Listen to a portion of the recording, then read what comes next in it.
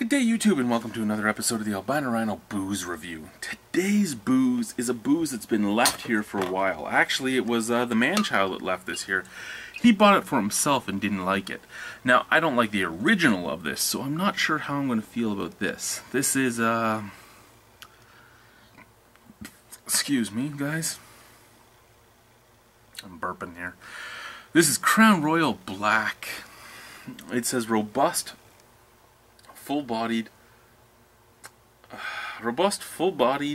Canadian whiskey.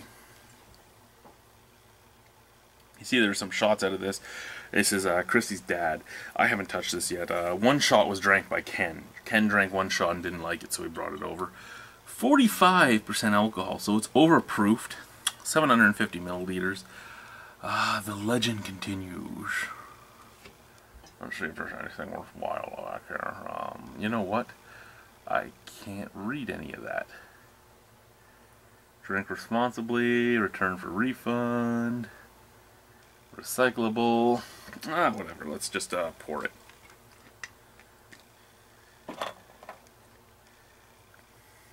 We got our Glencairn glasses here.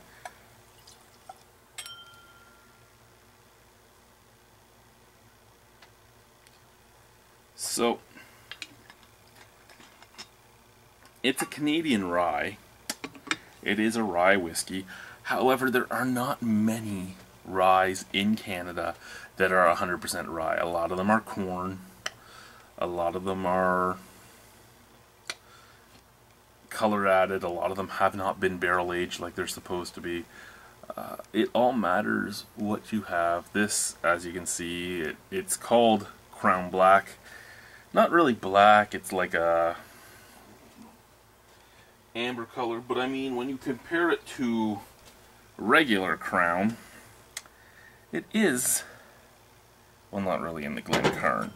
When you compare the two, Crown Black versus regular Crown, it is a much darker booze. And yes, I know this Crown is almost empty. I don't like Crown. That's my in-laws destroying my booze shelf.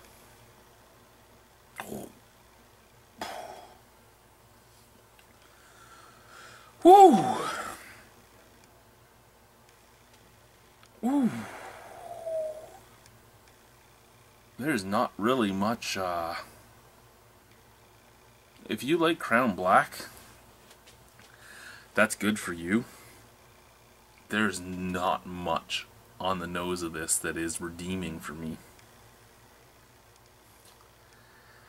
This actually burns my nostrils and my nasal cavity as much as I just recocked my tub, and I recocked my tub with like silicone 3, not silicone 2, which is like the premium silicone, the supreme stuff that I shouldn't have to change again for like 15 years.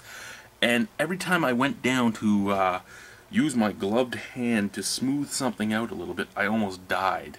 And this is reminding me a lot of that, a lot of like almost a polyurethane like smell.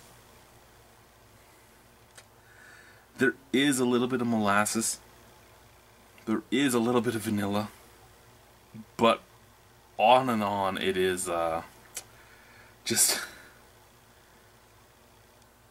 a low grade corn alcohol almost is what it's coming off as.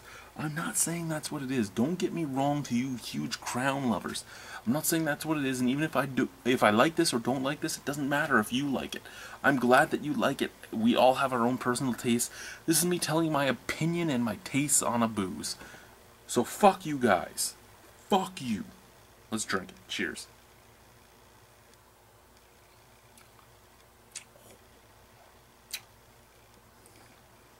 Woo!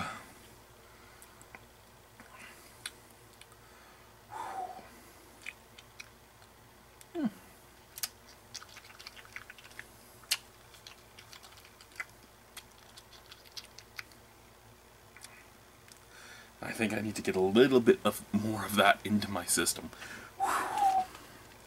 That was just an alcohol burn almost instantaneously. Let's try some more.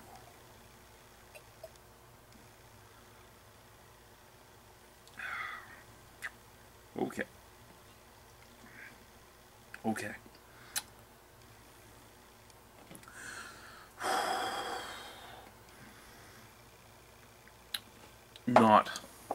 Not a straight booze. Not a straight booze. Maybe on the rocks so the water softens it a little bit. But, not a straight booze. Very alcoholic. The warmth is huge. The taste, you do get a little bit of molasses. You do get a little bit of caramel. There is a touch of vanilla in there, but it's just very, very overpowering alcoholic for me. Again, I can get tastes, but I have not drank hard liquor in a very long time. I did have problems with hard liquor, so I don't drink hard liquor on a very regular basis. I do have it around, mostly for me to say to myself, hey, I haven't touched it. I do enjoy a good scotch. I do enjoy a good scotch. Don't get me wrong, whiskeys are my choice. Scotches and bourbons, mostly.